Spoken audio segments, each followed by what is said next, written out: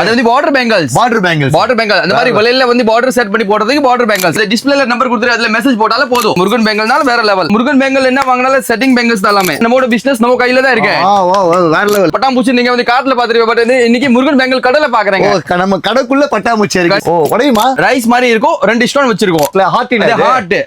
அதே வந்து பேரே இல்ல, இப்போதான் புதுசு வந்திருக்க யூனிக். நம்ம மக்கள் தான் அதுக்கு பேர் வைக்கணும். என்ன பேர்ல கமெண்ட்ல போடுங்க.